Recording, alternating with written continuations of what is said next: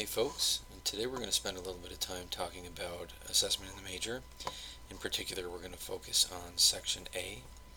What you'll want when you get started typically is a Microsoft Word document just opened up and ready to take notes on. You may or may not need that. It is recommended. And you'll need TaskStream opened, and you'll need access to your program and the assessment in the major workspace for the year in which you're expected to complete the assessment in the major. For the purpose of this example, we're going to use the information technology program. So I'm going to click on the assessment in the major workspace. Once you get in, you'll be greeted with a number of sections. We're going to look at Section A today for non-accredited programs. If you're an accredited program, typically your program accreditation report or reaccreditation report every however many years will suffice, and then you'll have your symposia presentations as well, which covers the learning outcomes component of the assessment in the major.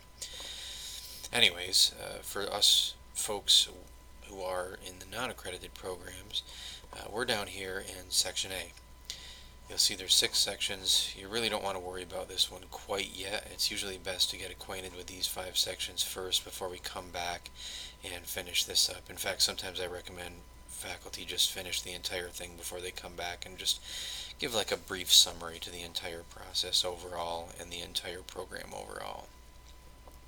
Section A is usually one of the more frustrating sections because you have to take a bit of a scavenger hunt approach towards finding the information, and interestingly enough, we kick off with probably the most frustrating subsection in the entire assessment in the major process.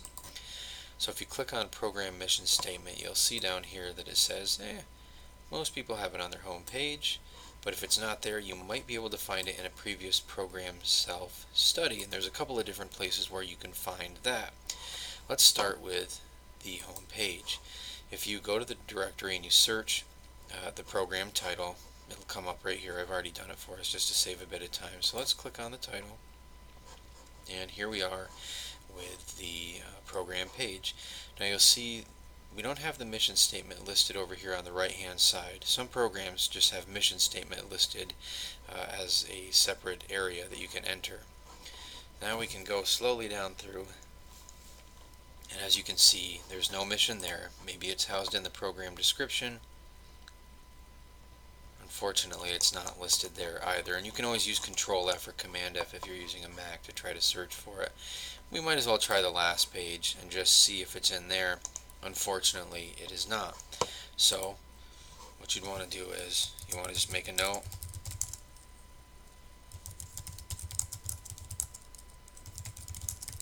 But you're going to need to add that mission statement to the program web page once you finally track it down.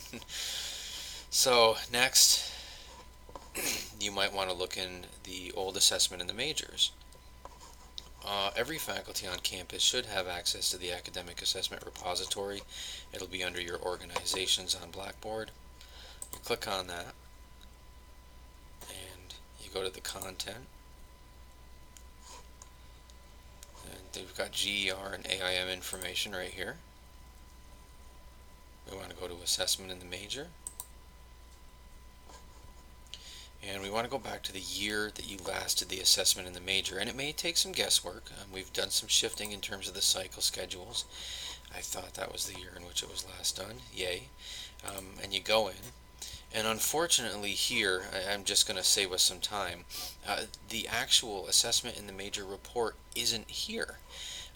All we have here are program assessment summary reports and external reviews, so the actual assessment in the major is nowhere to be found. Well, what do you do in this circumstance? The next thing that you're going to want to do, here we go, this is where we want to be, is contact your dean's office or the previous curriculum coordinator and see if they have a print copy or a digital copy of the last assessment in the major on a share drive somewhere. Those are usually the last 2 options. Now there is a very slim possibility that your program may not have either A, a mission statement, or B, you may not have the last assessment in the major self-study available to you in any capacity, which is quite frightening, but it's possible. It's a possibility. So in that circumstance, you are left creating a mission statement for your program, and I'll try to put up a video tutorial in the future on how to best approach that. But right now, those are the variables that usually occur when you're dealing with a program mission statement.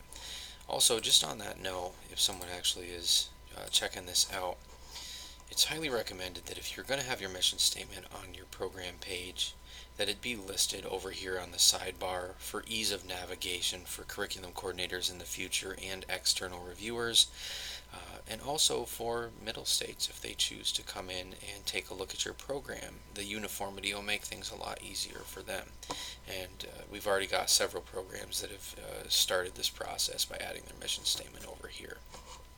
Alright, well, that takes care of that one. Institutional mission statement's a little bit easier. The institutional mission statement is already a part of this template. All you do is you can see the checkout button just barely poking out over here in the corner. If you don't see the checkout menu, my recommendation is to hit Control and the minus sign, shrink down the view so that you can access it. Unfortunately, there is no bar across the bottom that allows us to access it. Anyways, we're going to check this out. And what you do is you copy basically the directions, just like this, and then you go to text and image. Oh, I see, it's already been done. It's already been done. And you paste it in basically, and then you save and return, and then it's available to you. So initially what will happen is the directions actually feature that information when you check into an empty workspace, and you just copy and paste it in text and image like I just showed, and then you check it back in, and that section is all taken care of. The school mission statement's a little bit different. You're going to find that on your school's home page.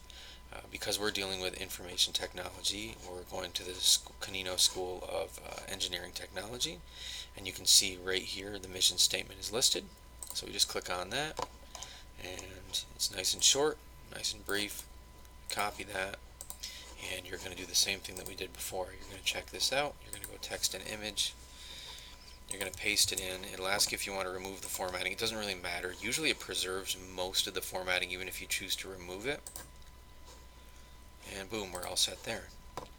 Alright, so here's another confusing part for a lot of folks. We've got program goals and we've got program learning outcomes.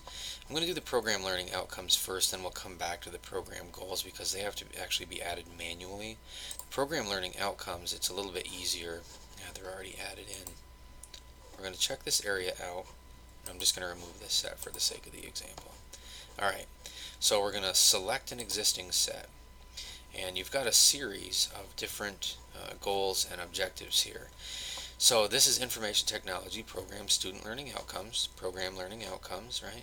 Boom. We're going to say continue, and then they all get entered in automatically from your other assessment and planning workspace. You check that sucker in, and you are all set to go. Now let's go back to the program goals. Unfortunately, we don't have the same setup for the program goals that we do for the program learning outcomes. And that's something that we hope to rectify in the future.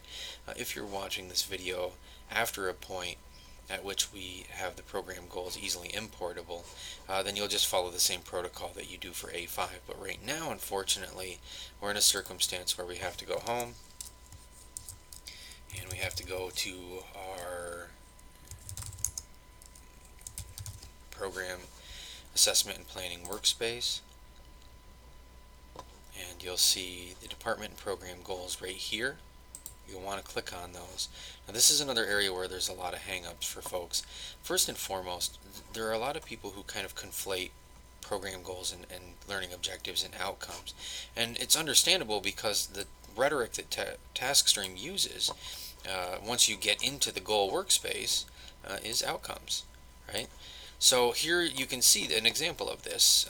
We have goals for the program that really relate very closely to the learning outcomes, right? Now we're getting into some that are a little bit more institutional effectiveness oriented, providing a professional atmosphere, providing hands-on courses. Here's some good examples as well: 70% student retention rates, graduation rates, things like this.